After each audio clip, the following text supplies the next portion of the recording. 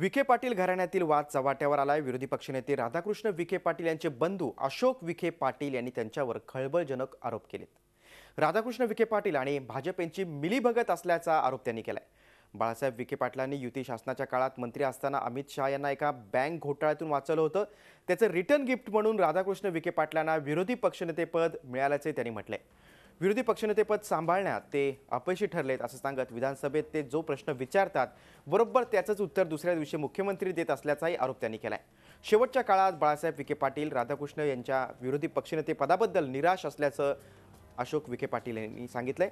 बाळासाहेब विखे पाटील हयात असताना 2.5 वर्षांपूर्वी त्यांनी या संस्थेची जबाबदारी आपल्याकडे सोपवली होती। त्यासाठी संस्थेच्या घटनेतही बदल करण्यात आला होता। या बदलाबाबत धर्मादाय आयुक्तांकडे निर्णय प्रलंबित असताना सत्तेचा दुरुपयोग करून प्रवरा शैक्षणिक संस्थेचं संचालकपद बळकावल्याचा आरोप अशोक विखे पाटलांनी केलाय।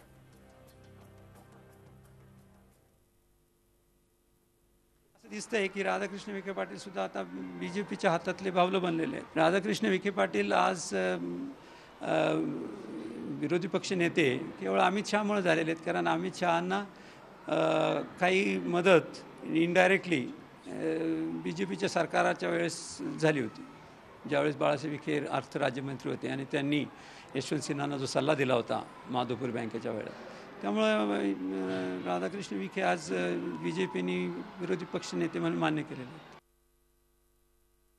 प्रवरा ग्रामीण शिक्षण संस्थेच्या अध्यक्षपदी राधाकृष्ण विखे पाटलांनी स्वतःची अध्यक्षपदी नेमणूक करून घेतली आणि ही नेमणूक मी ज्यावेळेस भारतात नव्हतो, ज्यावेळेस मी नसताना माझ्या पाठीमागे जाऊन मीटिंग घेऊन स्वतःला चेअरमन म्हणून घोषित केलं आणि 2.5 वर्षापासून जे चेंज रिपोर्ट चॅरिटी कमिशनरकडे पडून आहेत ते तसेच ठेवले आणि स्वतःचे चेंज रिपोर्ट मात्र एका दिवसात त्यांनी मंजूर करून घेतले।